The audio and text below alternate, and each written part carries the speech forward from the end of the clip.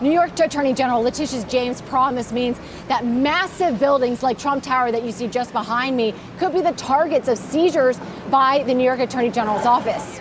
Meantime, questions now about the fate of his business empire. 30 days, even if we choose to appeal this, which we will, we have to post the bond, which is the full amount and some, and we will be prepared to do that. They picked the wrong guy to pick on, in my opinion, because he's strong, he's resilient, and he happens to have a lot of cash, but that doesn't mean he can take it.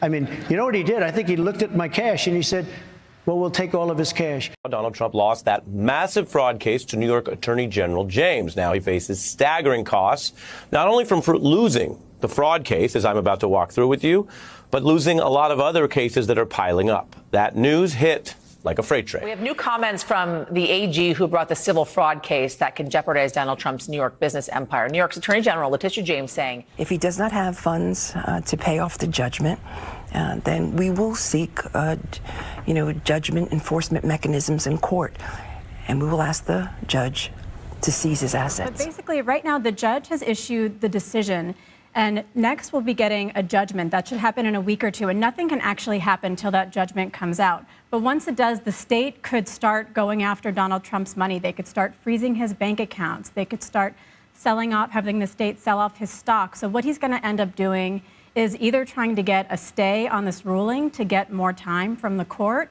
or he can post a bond, in which case that would depend on his agreement with the bonding company. He might have to give them cash, or maybe he could give them a mortgage on one of his properties, a letter of credit. There are different ways that he could deal with this. So it's hard to say exactly how soon he's going to take a real cash financial hit from this, but this is a substantial amount of money for him. There are essentially three elements to a civil trial. First, you want to prove liability, then you want to establish damages, and after you get your judgment, you want to be able to collect. And so Letitia James understands very clearly that this is an important part of the overall puzzle, and everything that she's done and her office has done thus far doesn't mean anything if she doesn't actually get the damages that she has been awarded. And so I understand that there are legitimate concerns that were raised during the trial and will continue to be raised about who the quote unquote, who is actually bringing the suit. It wasn't the banks who were saying that we as consumers or unsophisticated feel this way, but Letitia James, the Attorney General, and I know you want to expand beyond Trump, has suggested, well, it's about making the playing field level for those who are not the major and billionaire investors, but for those who are supposed to put business records out there, want to get a loan. But Trump's legal team says they will appeal, and to prevent the Attorney General from seizing properties, they have only 30 days from the verdict to pay cash for that $355 million fine into an escrow account or post an appeal bond. In favor, the government in power may like you now, but if they can do this to someone they don't like, eventually they can do it to you as well. A victimless crime. And forget about Trump. It's not about Trump. I don't care about Trump in this. I care about America, and I care about entrepreneurship, and I care about democracy and the fairness. The judicial system is now being criticized. People are asking themselves, the bar of New York, is this judge rational to charge $355 million in a case where no one lost any money? This is really an extraordinarily unusual circumstance that the law-abiding and rule-following New Yorkers who are business people have nothing to worry about because they're very different than Donald Trump and his behavior. When she says Donald Trump and his behavior. Yeah. Okay, she didn't say his actions or the decisions he made as a businessman.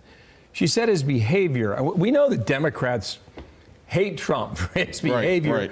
Right. They've made it clear. I thought it was an interesting choice of words from her. Secondly, who gets the money? Every time I see these fines, like a bank is fined, $4 billion, right? And the SEC takes the victims never see anything, right? I don't know who's going to see this money. Again, no one filed a charge. No one filed a complaint. So it's just an old school. But I want to pick up on what you said because the judge made a similar comment in this, right? He says, speaking of President Trump, they did not rob a bank at gunpoint. Donald Trump is not Bernie Madoff. Yet defendants are incapable of admitting the error of their ways. It feels like the whole plan was to make President Trump bow, to humble him, to take away his swag. Excuse me, what fraud?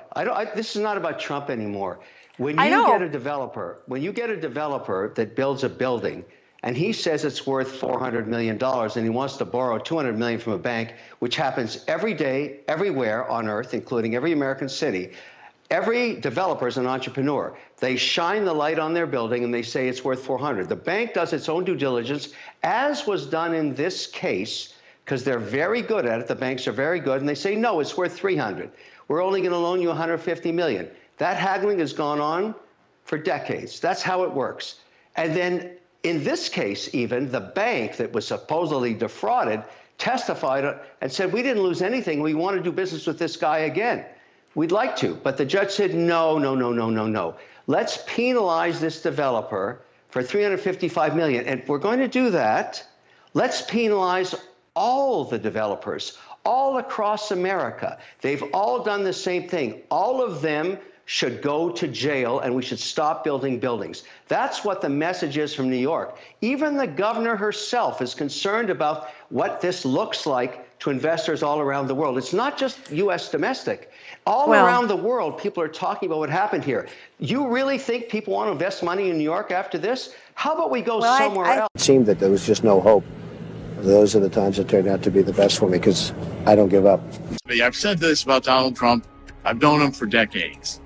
I said Donald Trump always looks like he's going to lose until just before he wins. Would like to be involved in is trying to help choose somebody, or working with a group of people whereby they put up a candidate who would be acceptable to be a presidential, or to be the president.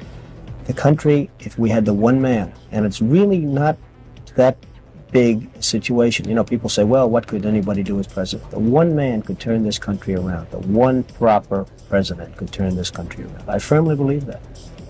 If you lost your fortune today, what would you do tomorrow? Maybe I'd run for president. I don't know.